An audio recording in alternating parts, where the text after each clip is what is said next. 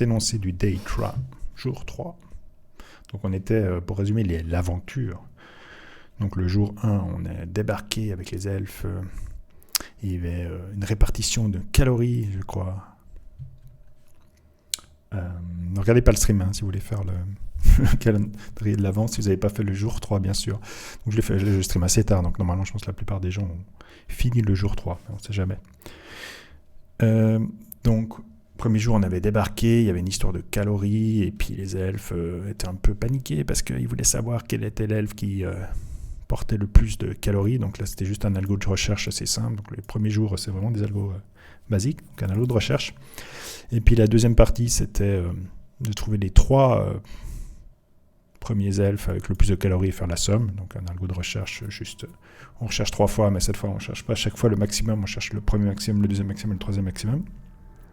Donc, c'était intéressant, mais vraiment simple. Le deuxième jour, donc hier, c'était un Shifumi, donc un simple Shifumi assez classique, où il fallait... la seule difficulté, c'était... il n'y avait pas de difficulté, en fait. C'était juste un peu assez long à... on peut le faire très simplement, mais moi, j'avais fait avec une config et autres. Donc, pour rappel, je mets les trucs sur Git. Là, et je mets dans le repo les différents trucs, Advent of Code. Ici, les différents jours. Donc, je mettrai le D3 à la fin du stream. Et puis donc là il fallait juste jouer au Shifumi avec les elfes pour je crois que c'était pour placer sa tente le plus près de quelque chose. Ouais, voilà, le plus près du snacks storage. Donc les elfes sont gourmands. Et finalement aujourd'hui, alors, ça va pas être un stream très long, je présume, parce que les premiers jours sont assez courts. Alors allons lire cet énoncé. Donc là, je vais faire la même chose qu'avant. Je vais aller copier ça et puis on va demander, comme ça, voilà. On va peut-être juste copier le titre aussi. Et on va demander à notre cher ChatGPT de nous traduire tout ça. Alors, traduis-moi cela en français, please. Help me. Alors... est-ce qu'il a bien traduit? Alors, one elf, Ella, bon, ok, one elf. Alors, elf. Ouais, celle-là, c'est one elf. Alors, un elfe a la tâche importante de charger tous les sacs à dos avec des fournitures pour le voyage en jungle. Malheureusement, cet elfe n'a pas tout à fait suivi les instructions d'emballage. Et donc, quelques articles doivent maintenant être réarrangés. Ah, encore un elfe qui a fait n'importe quoi. Chaque sac à dos a 2 compartiments spacieux. Ouais, je présume que j'ai des espaces de compartiments. Je pense que c'est une mauvaise traduction, je présume. Tous les articles d'un type donné doivent aller exactement dans un des 2 compartiments. L'elfe qui a fait l'emballage n'a pas suivi cette règle pour exactement un type d'article par sac à dos. Les elfes ont établi une liste de tous les articles actuellement dans chaque sac à dos, voire en trait du pulse. Donc nous, on a l'article de tous les trucs dans les sacs à dos. Ok. Mais ils ont besoin de votre aide pour trouver les erreurs. Bah oui, bien sûr, on est là pour ça, nous, pour aider ces elfes à délivrer leurs cadeaux de Noël. Alors, qu'est-ce qu'on doit leur faire? Donc, pour l'aider, chaque type d'article est identifié par une seule lettre minuscule ou majuscule, c'est-à-dire A et A majuscule se réfèrent à différents types d'articles, donc c'est sensible à la casse, on peut dire. Et la liste des articles pour chaque sac à dos est donnée sous forme de caractères. Sur une seule ligne, un sac à dos a toujours le même nombre d'articles dans chacun de ces 2 compartiments. Alors ça veut dire que c'est assez simple de séparer les sacs à dos dans les compartiments, puis qu'il y a toujours le même nombre d'articles dans les 2 compartiments. Donc la première moitié des caractères représente les articles dans le premier compartiment, tandis que la seconde moitié des caractères représente les articles dans le second compartiment. Dans le premier, pardon, la seconde moitié, voilà, c'est de mauvaise traduction. Ok, merci ChatGPT 3. Donc, for example, suppose we have the following list of contact rucksacks. Ok, ça se dit rucksacks en anglais. Ok, donc là, on a les différents elfes, je présume. Et donc, le premier elfe, il a ce petit truc. Et donc, ça veut dire qu'il contient, je pense, la moitié, donc jusqu'au milieu de la chaîne de caractères, c'est le premier compartiment. Et le deuxième de la chaîne, c'est le deuxième compartiment. Voilà. Et donc là, il faut trouver l'objet qui apparaît dans les deux compartiments. Donc c'est ici le P, on peut vérifier ça. Donc pif, pif, pif, donc là, cette lettre. Donc là, c'est juste de la recherche de chaîne, la recherche de caractères. En fait, on recherche le doublon, enfin la seule lettre. Bon, peut-être qu'il y en a plusieurs, mais en tout cas, là, d'après l'énoncé, il n'y en a qu'une. Donc on va chercher la première lettre qui fait doublon dans la chaîne de l'autre elfe. Donc ça, c'est assez hyper... ça va être vite fait, du coup. Hein. Ça, c'est vraiment simple. Est-ce qu'il y a d'autres choses à faire? Bon, il y a un deuxième exemple, etc., etc. On a compris, je pense. Et puis, voilà, par contre, là, il y a une petite subtilité. Donc, les item types, donc les A, B, C, D, F, G, H, I, J, Z, les majuscules, doivent être convertis en can be converted to a priority. Ok, priorité. Donc, lowercase. Donc, ceux qui sont en minuscules de A à Z, ils vont de 1 à 26, et ceux qui sont en majuscules de A à Z vont de 27 à 52. Ok, donc on n'a que des lettres, et puis après, il faudra transformer ces lettres en nombres pour faire, je présume, une somme. On va voir. Comme d'habitude, on demande une somme. Ouais, c'est ça. Donc ici, il faut trouver pour chaque elfe la lettre, en fait, qui est commune aux deux chaînes de caractères. Donc, romancé dans l'histoire, l'objet qui est dans les deux compartiments, et puis on doit regarder si la somme fait bien 157. Ok, il n'y a pas trop de trucs intéressants ici. Bah, le seul algo intéressant qu'on peut peut-être pédagogiquement discuter, ça sera l'algorithme de recherche de doublons. Ici, pour regarder les doublons d'une chaîne à une autre. Et find the item type that appear in both compartments. Ouais, voilà, bon, bref, il faut faire la somme, hein, on a compris l'idée. Alors, notre pulse impute. Tout ce blabla. Alors, on va faire que le gros barbare, hein, parce que c'était une des conditions une de mes contraintes, c'était de tout faire dans un seul fichier. Donc là, on a notre fichier. Là, on aura l'output. On fait juste un const de l'impute qu'on nous a fourni en vrac ici. On pourrait créer un fichier, mais comme j'ai dit, je veux tout créer dans un truc. Et on va réduire ces lignes parce que ça fait un peu moche quand même. Et on fait un console.log de impute pour voir qu'on a bien tout notre impute. Ok, on est bon. Donc maintenant, la toute première partie, c'est toujours parse l'impute. Donc on va le faire. Là, c'est assez simple parce que du coup, il y a on appelle ça rucksack, je crois. On peut peut-être prendre ça, rucksack. Donc je ne sais même pas si ça vaut la peine de faire une fonction. D'habitude, je fais une fonction pour ça, mais ici, c'est juste split. Alors ça n'a pas tellement besoin de faire une fonction pour juste faire un split. J'aime bien les single quotes. Comme ça, on va transformer simplement ce truc en tableau de sac. Donc on voit que c'est les chaînes de caractères. Alors on pourrait laisser les chaînes de caractères, hein, d'ailleurs je pense que c'est utile. Ça nous permettra de faire un petit peu de théorie sur les chaînes de caractères. Et voilà. Donc bon, là on n'a pas de diacritique, donc on n'a pas d'accent, on n'a pas de CD, on a juste le seul truc qu'il y a, c'est des changements de casse, donc c'est sensible à la casse, mais sinon on n'a vraiment pas de caractères spéciaux et autres. Donc, on n'a pas besoin de s'embêter à gérer tous ces cas-là. Il aurait pu mettre, je sais pas, des accents, des trucs. Bon, on est jour 3, mais... Ok. Donc maintenant il nous dit que... Donc il y a deux parties, deux compartiments, donc on pourrait peut-être faire une fonction...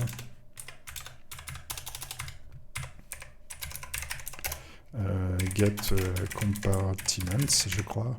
Il a appelé ça comment? Compartments. Ouais, comme ça en anglais. Tac. From rucksack. Ouais, on va faire ça comme ça, puis on va mettre rucksack ici. Voilà. Donc ici, c'est assez simple puisque c'est juste la moitié du sac qui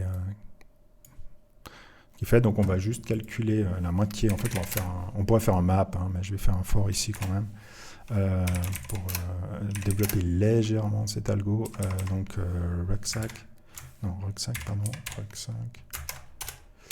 of rucksacks. Ah, désolé. Et donc pour chaque sac de la liste des sacs, on va choper les compartiments on doit regarder le milieu, donc on peut regarder le middle déjà. Et donc, c'est rucksack.length divisé par 2. Ce qui nous donne le milieu. Là, on n'a pas besoin de se préoccuper des nombres pairs ou impairs, puisque ça sera toujours pair. Ça doit être divisible par 2, vu qu'il y a le même nombre d'items de côté gauche et côté droite, enfin du compartiment 1 et compartiment 2, donc on n'a pas besoin de s'embêter plus. Et puis on va peut-être faire un tableau des compartiments. Alors, on va l'appeler comme ça, je pense que c'est pas si mal.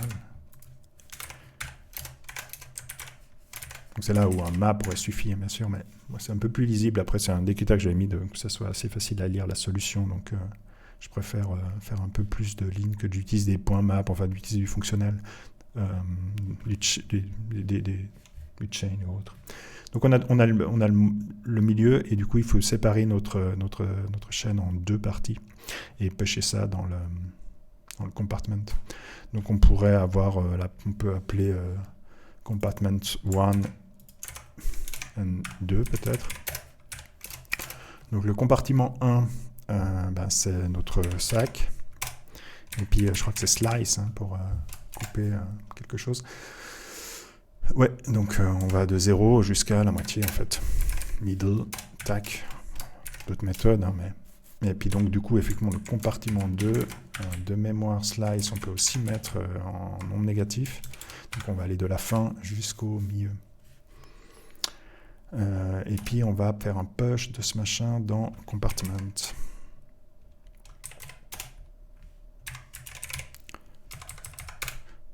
Puis on va le mettre sous forme objet. Ouais, c'est un peu du... Ça, on est d'accord, c'est pas très utile ce que je fais, mais ça clarifie un petit peu le code, comme ça on comprend bien qu'en fait il suffit simplement de séparer en 2 la chaîne de caractères en gros. Et puis donc à la fin on retourne le compartment ici.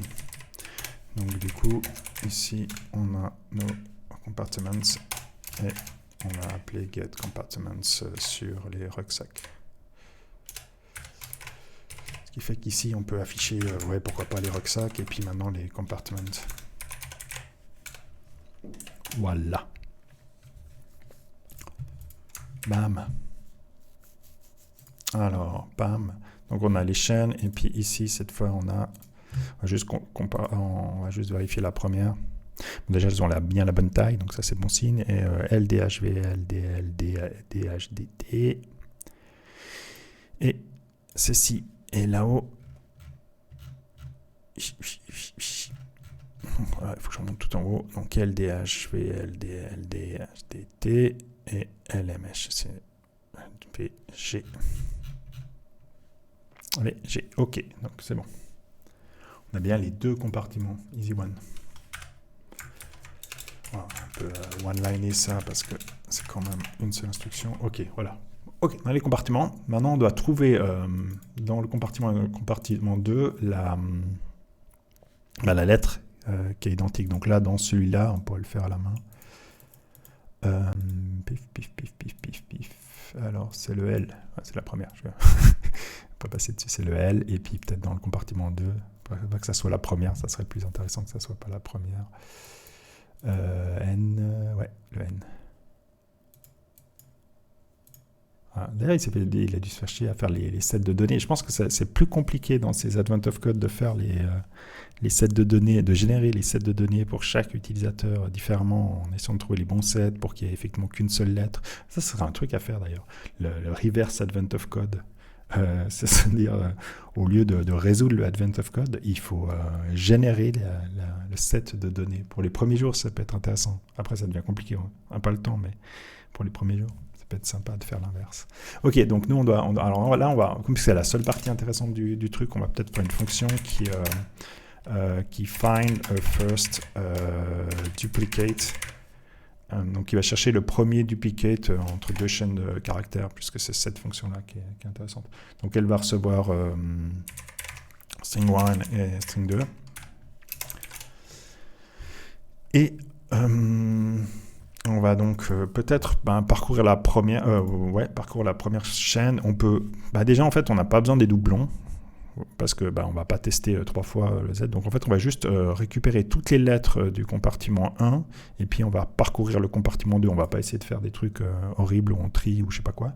Donc on va juste const in string 1 égale new set. Donc set, c'est intéressant parce que ça permet juste de bouffer un tableau en entrée. Ici, on peut le voir, on peut mettre un itérable, donc un tableau. Donc une chaîne de caractères aussi. Hein. Donc on peut mettre string 1 ici. Puis là, on devrait avoir le set de tout ce qui est dans le string 1. Pour faire un console log, on peut faire in string 1, voilà, ici, là. Juste pour bien montrer ce que ça fait. Je pense que vous connaissez peut-être déjà près de les sets, mais vu que je veux faire un stream légèrement pédagogique, on va juste, peut-être pour ceux qui ne connaissent pas, regardez ça. Donc si je fais un first find first duplicate of ABCD et puis DEFG, eh bien on a ABCD. Ouais, il faudrait que je mette des doublons parce que ABCD, EFGH, voilà. Du coup, comme vous le voyez ici, A, B, C, D, E, F, G, H, ouais, mais ça a bien sûr supprimé les doublons. Donc comme c'est un hash classique, on ne peut pas avoir deux fois la même clé, donc, enfin deux fois la même valeur ici. Ça c'est dans les maps où c'est un peu plus compliqué, on est clé-valeur, mais ici voilà. Donc là simplement ça va nous éviter les doublons, ce qui va être simple. Et puis c'est assez pratique parce qu'il y a une méthode as qui permet de savoir si un élément est dans le tableau, donc en as, et puis on peut lui dire, je sais pas, est-ce que tu as un A par exemple, et puis là il va mettre vrai parce qu'il y a un A, mais si tu dis que tu as un Z, bien sûr il met false, quoi. Donc du coup, c'est assez simple de savoir si une chaîne est dans une autre chaîne. En fait c'est tout, parce que nous on doit trouver la première duplicate, donc on va parcourir la string 2, donc on peut parcourir des chaînes avec un for of, hein. Donc on peut l'appeler item, parce qu'il les appelle item, je crois, dans son... ouais, de item. Donc on va parcourir les items de la chaîne 2. Puf. Et on va pouvoir simplement faire un if, et puis dire si l'item... pardon, si in string 1 has l'item, donc si le compartiment du sac a l'item du compartiment du... Bon, on va l'appeler 1 et 2, donc le compartiment 2, eh bien c'est qu'on a gagné. Donc on peut retourner, enfin on a trouvé en tout cas, on a trouvé l'item. Je présume qu'il a fait ses sets de données correctement et puis qu'on va jamais se produire, il va jamais se passer le cas où on va avoir un item qui n'est pas dans les sacs. J'ai jamais vu l'année passée, en tout cas, que j'avais fait tout le mode of code l'année passée, de pièges dans les datasets. Donc ici, il construit de manière claire les datasets pour qu'il y ait chaque fois dans la première partie une lettre qu'on retrouve dans la deuxième. Donc on ne tombera pas dans le truc ici. Par contre, si on ferait un vrai algorithme, ici il faudra gérer bien sûr le cas particulier où il n'y a pas de duplicate. Et donc on devrait retourner quelque chose ici, par exemple nul, pour indiquer ou faire une erreur. Enfin, peut-être ça c'est une fonction qui ne devrait peut-être pas lever d'erreur, mais qui serait documentée comme retournant nul dans le cas où elle n'a pas trouvé de premier duplicate. Bon. Ou la chaîne vide peut-être, nul c'est pas mal. Mais là ça ne va pas se produire, hein, puisque les champs vont faire ça. Donc si on lance ma fonction ici, et puis qu'on fait un console.log du résultat, il trouve D parce qu'effectivement c'est la première lettre qui a un duplicat. Puis si on trouve E, et puis si on met des trucs comme ça, il trouve nul parce qu'il n'y a pas de duplicat dans ces deux chaînes. Je sais pas si je l'ai bien nommé first duplicate, mais voilà. Puis je crois que c'est tout ce qu'il veut, parce que après il faut juste transformer ce duplicat en priorité en faisant les A à Z, et puis c'est fini. Donc le D1, il est vite torché. J'ai fait un peu de blabla autour pour que ça aille un peu plus lentement. Ok, donc on peut y aller. Donc on a les rixac, on a les compartiments, et puis nous, on va trouver les duplicates. Donc on va faire une fonction get duplicates qui va prendre les compartments.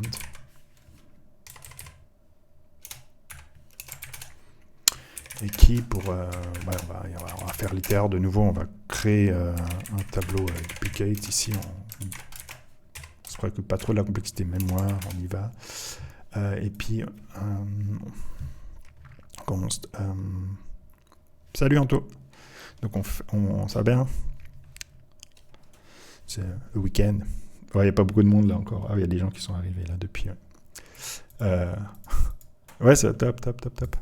C'est assez facile les premiers jours, donc c'est plutôt relaxant. Du coup, j'ai fait un petit peu de passage pédagogique sur les sets, sur les trucs pour que les vidéos soient quand même intéressantes, parce que l'énoncé lui-même, je pense pas. Voilà, c'est détente. Ouais, c'est détente. Cool, le week-end, c'est cool. Alors, compartment. Donc, je disais, il faut qu'on parcourt compartiment 1 et 2 de compartment. Et ça, c'est nos deux chaînes qu'on va devoir donc passer à find first duplicate. On va lui passer compartment 1 et le compartment 2. Et lui, il va me donner le duplicate. Dup. On peut juste faire un dup là pour être sûr, et puis un return pour dire qu'on a fini, pour juste tester ce petit bout de code, puisqu'après, on va faire ça pour toutes les choses. Du coup, là, au lieu de faire get first duplicate, on va faire un get duplicate des compartments. On regarde ce que ça donne. Donc L, je crois que c'est ce qu'on avait dit que c'était pour le premier. Donc on avait le L ici, dans le compartiment 1, qui se retrouve aussi dans le compartiment 2.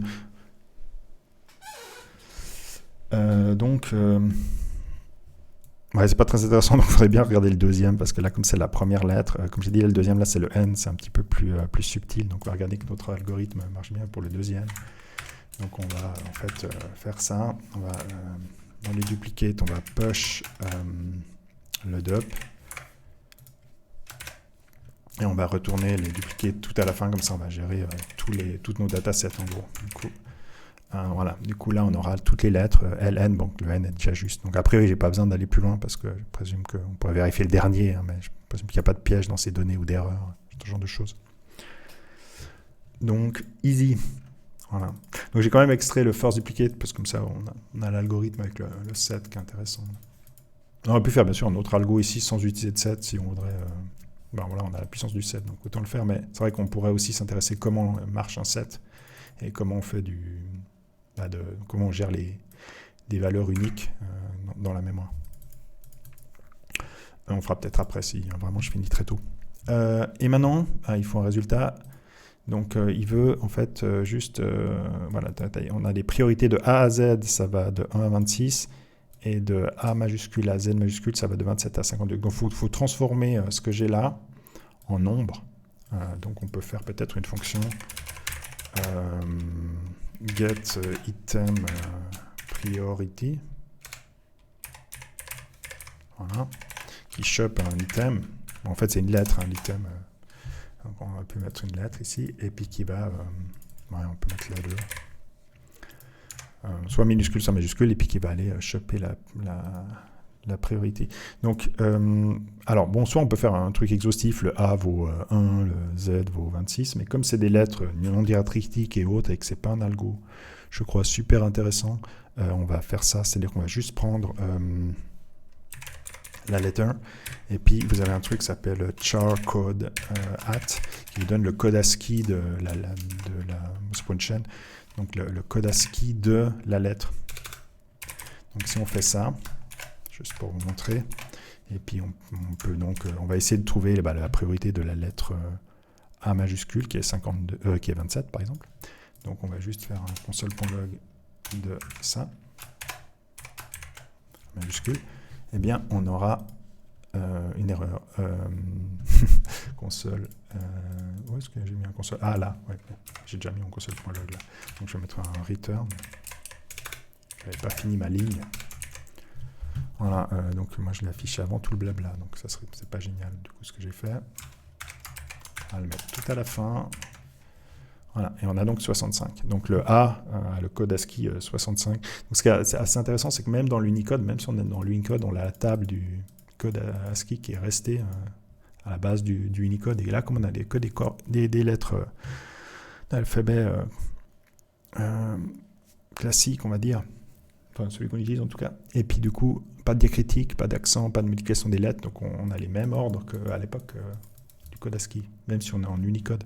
Par exemple, dès qu'il y a un caractère un peu bizarre, c'est ça qui va poser problème.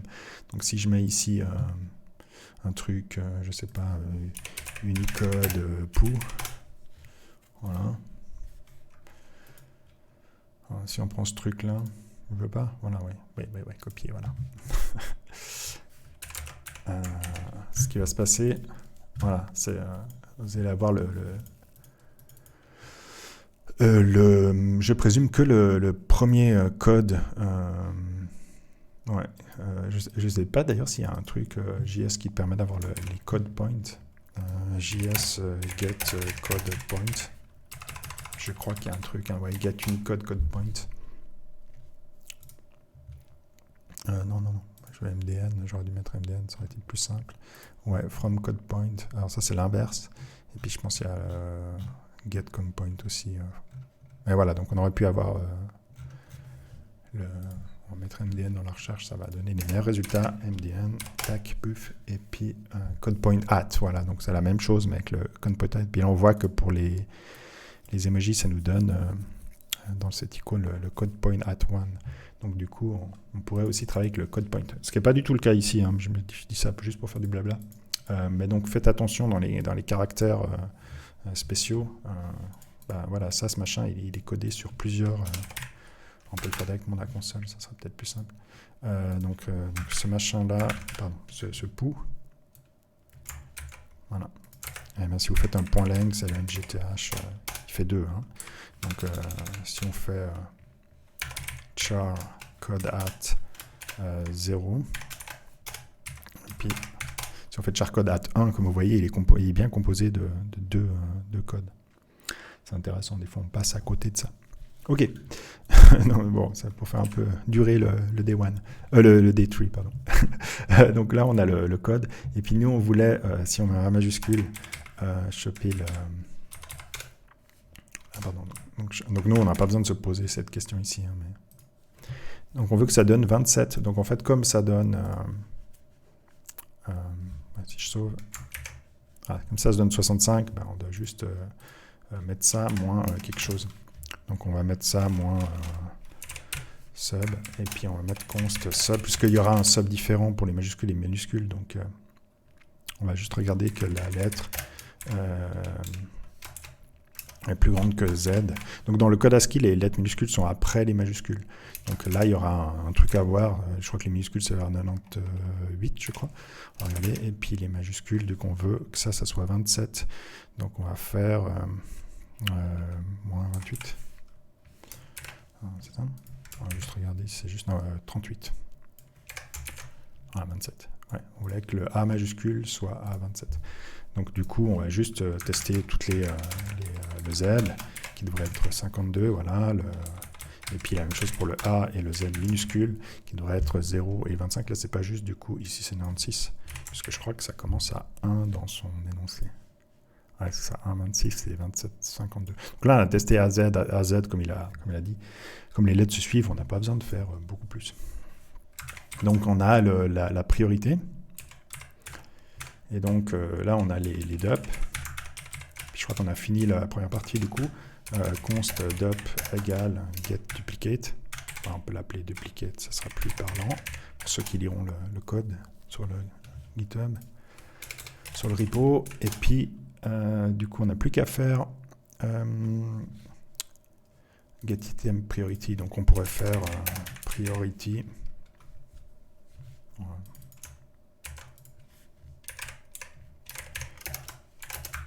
Get item priority. Donc là, on pourrait faire juste un map en fait, duplicate. Là, je vais peut-être pas créer une fonction juste pour ça, quoi. Donc map, ça, je crois que ça devrait suffire.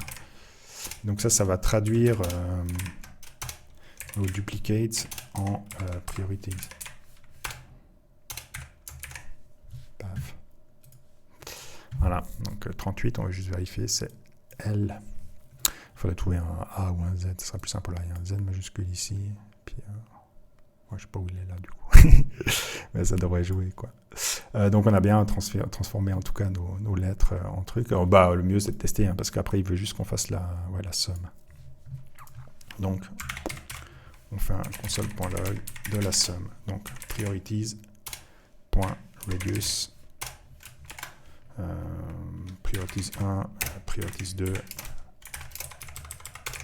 et la somme P1 plus P2. J'ai oublié une parenthèse. Paf. Voilà. Bam. 8072, j'en sais rien. Ça peut être plausible. C'est pas un truc aberrant. Oups. Tac. Yes. Bingo. Continue to part 2. Ok, alors là, on va voir. Je vais essayer d'imaginer ce qui pourrait se passer à la partie 2 pour faire durer. Qu'est-ce qu'il pourrait nous demander? Il pourrait nous demander, au lieu de chercher le premier duplicate, il pourrait nous demander de chercher, je sais pas, les deux premiers duplicates. Ça complexifie un peu l'algo. Souvent, la partie 2, c'est une petite partie un peu plus dure. Salut, Tempos. Merci, ouais, la partie... Ouais, bon, après, c'est Day 3. Hein. Mais on va lire la partie 3. J'ai imaginé ça, on va voir ce qui va pondre. Alors, ouais, alors là, on va de nouveau traduire... J'ai pas encore eu l'occasion de tester le Quest. Ouais, on peut faire une petite pause là, entre les deux parties. J'ai pas encore eu l'occasion de tester le Quest Pro, mais on l'a commandé à l'école, au lab dans lequel je travaille.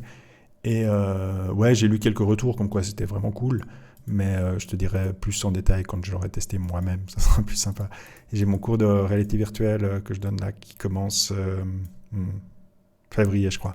Donc là, on l'aura sûr pour les cours, et là, donc je l'aurai testé à foison avant pour voir un peu la perf du truc et tout ça. Mais j'ai pas de news sur celui d'Apple, ouais. Ouais, pour ceux qui... Ah ouais, sur YouTube, vous verrez pas les commentaires, donc je vais vous lire la question. Donc c'était des questions sur le Quest Pro. Donc est-ce que j'ai eu des retours ou des tests sur le Quest Pro? Donc les retours, oui, des trucs bons, mais moi j'ai pas testé, donc j'attends de tester d'abord. Souvent, en fait, la taille le Quest 2, par exemple, les Quest 1, je les aime moins que l'HTC Vive, pas parce qu'ils sont moins bien, ils sont mieux, mais simplement pour l'ergonomie. Donc l'ergonomie, voilà, ça ne fit pas à ma tête, quoi. Et les gens, ils trouvent ça génial, mais pour moi, je suis plus confortable avec le Vive.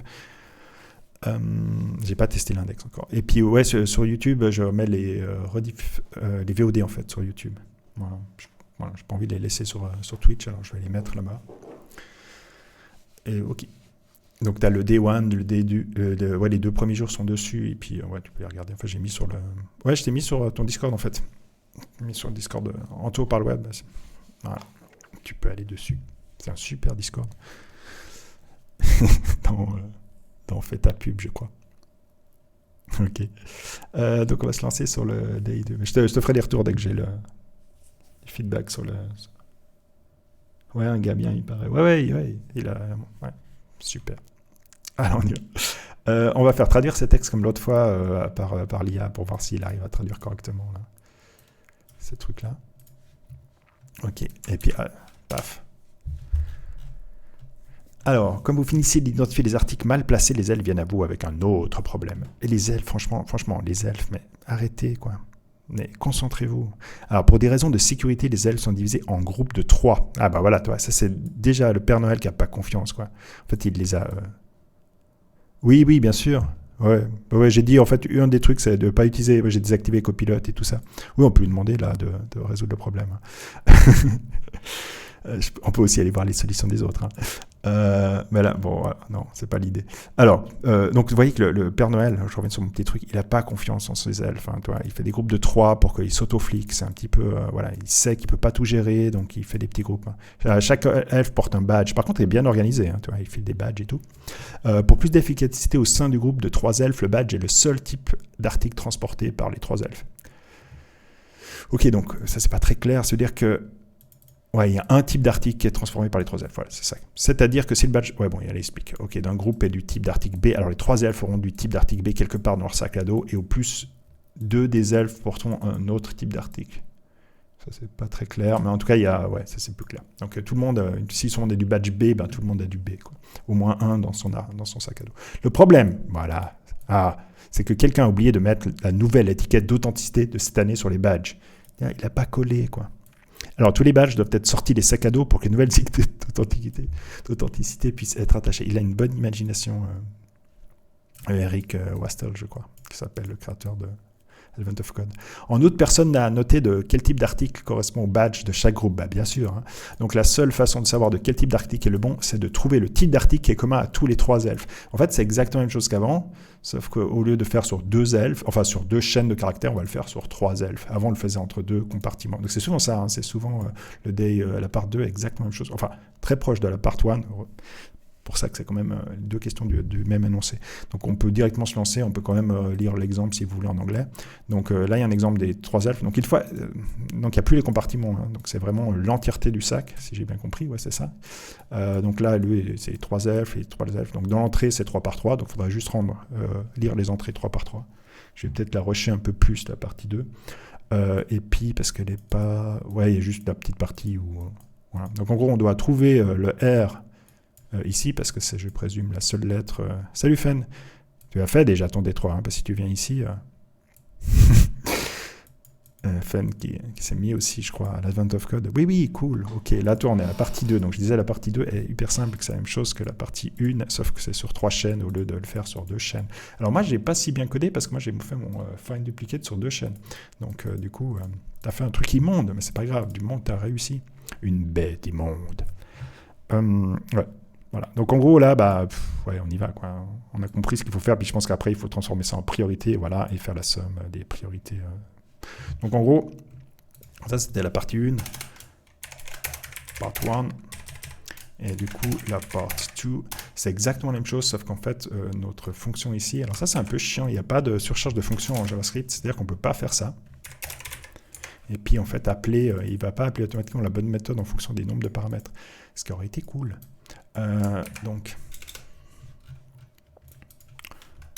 Donc on va devoir rajouter effectivement la str3 ici, et donc ça va simplement chercher le duplicat dans le truc. Donc on peut simplement, vu qu'on est sûr, hein, ouais, ça va être vite fini, hein.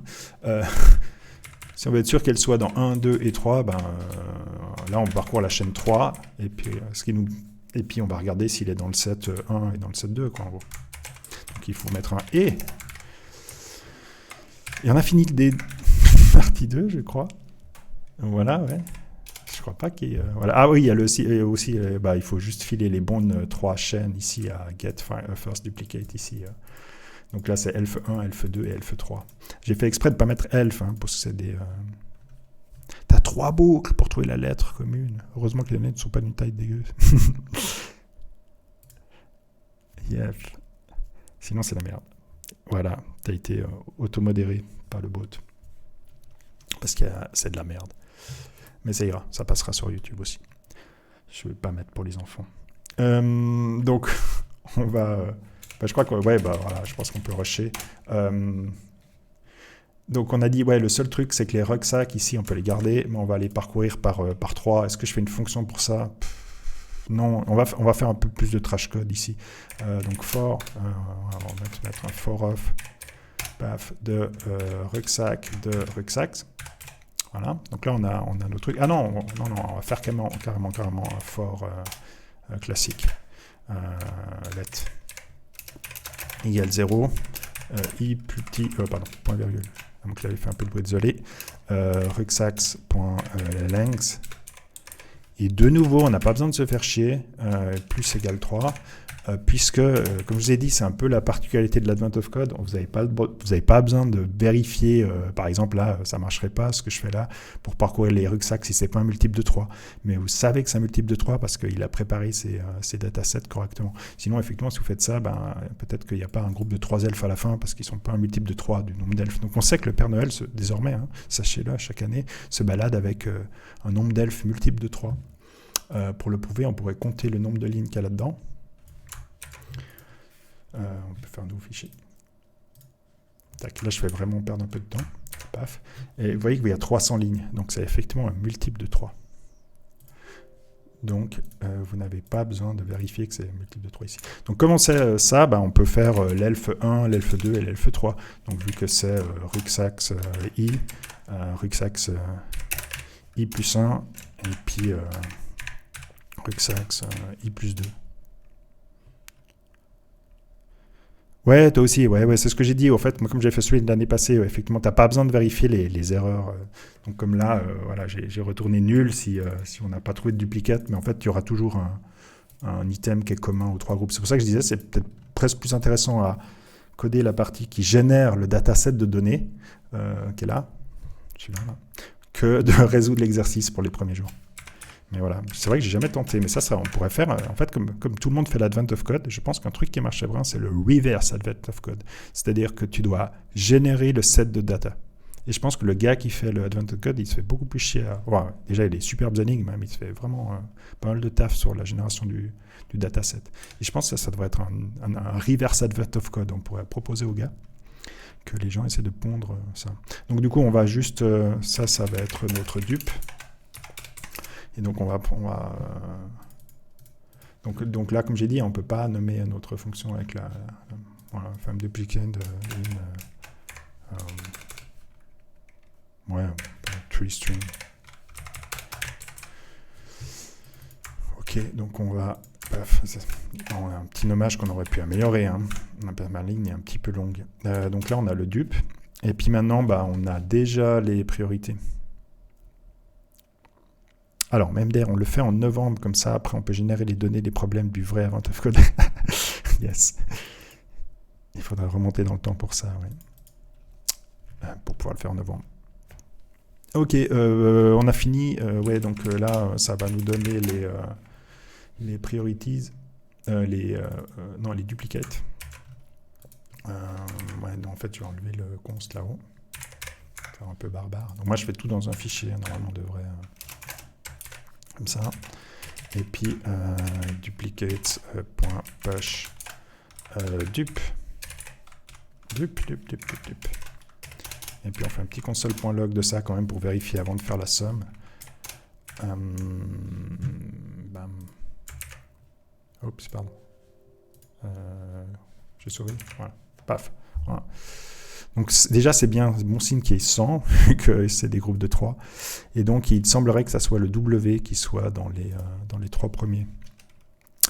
Pour la faire, une façon simple de faire du bitmasking sur 64 bits, comme il n'y a que 57 chars, et ensuite faire du et logique qu'il reste 1 bit à bit. Ouais, tout à fait. Alors, comme j'ai dit, je ne fais pas de golf. En fait, je tente de pas de réduire la complexité du moment qu'on est en complexité ON, ça me va pour ici. Mais ouais, tu peux faire beaucoup d'opti. Enfin, il y a pas mal de gens qui s'amusent aussi à faire du one-liner ou faire du regex. Mais je pense qu'on va assez se prendre la tête sur les days 11, 12, 13, 14, 15, 16. L'année passée, c'était 18, 19. Tu as fait l'année passée, Tempus? L'année passée, c'était l'enchaînement des non, ça va pas. N-cube. Ouais, tu peux faire N-cube. De toute façon, tu verras au bout d'un moment, tu pourras plus faire ça. Ouais, tu as fait l'année passée. Et du coup, l'année passée, tu te rappelles du D18 et D19 où on a perdu 50% des participants, je pense. En tout cas, plus de 30%. Parce qu'il avait vraiment enchaîné. C'était le D19, c'était une rotation. C'était des balises sous-marines dans un espace 3D. Il fallait faire des rotations de rotation. Et le D18, je me souviens plus. Mais en gros, il avait acheté les 2 gros machins. Et puis, on avait perdu pas mal de gens. Donc, je crois qu'on va se prendre assez la tête par la suite. Donc là, j'ai mes duplicates. Puis, on a fini parce que il faut les là, je vais utiliser des maps, puisque j'ai déjà... Il faut juste faire des propriétés. Donc, on peut faire un map de get propriétés, ce qui va me transformer ça en nombre. Et puis, alors là, je fais justement un peu ce que les gens font, c'est-à-dire que faire tout en une ligne, quoi, en gros. Et puis, P1, P2, mais je ferai quand même plus joli pour mon Git, pour le repo, quoi. P1 plus P2. Voilà, et puis ça devrait donner ça. Ce qui est assez logique, c'est que ça soit à peu près 3 fois plus petit que l'autre. Donc, on pourrait dire que je ne suis pas trop loin, je présume. Bam. Yes, that's right answer. C'est la bonne. Coucou, Ice. Alors, Tempus nous dit, mais là, j'ai même pas fait de petit bitmasking, j'ai juste des maps et des réduits sans 0n ou n carré, mais ça passe, je vise pas le leaderboard. Ouais, de toute façon, je crois pas qu'il y ait de leaderboard performance, non? Il y en a un? Ouais, regardez. Je crois que c'est juste un leaderboard où tu dois te lever vachement tôt le matin pour le faire, parce que je crois que le... Ouais, c'est ça, c'est les... Attendez voir, il faut que je vous mette ça en full screen. Je crois que j'ai un truc là, mais c'est pas le bon browser, je présume. Là, ouais, c'est pas le bon browser, ça c'est le Twitch. Yep. Ok. Donc là, je peux vous agrandir le browser. Voilà. Je crois pas qu'il y ait de... Le leaderboard, où es-tu sur la planète? C'est à peu près ça, Ice. Ouais. Salut Ice, ça va? Tu as fait aussi le D3, je présume. Hein. Tu avais fait le 1, en tout cas, et le 2. Donc pas très compliqué. Donc non, je crois pas que tu peux... Non, ça c'est juste les settings. Personal stat. Ça, les times. Et puis leaderboard, attendez, je vais juste arrêter l'enregistrement pour YouTube. Au revoir YouTube.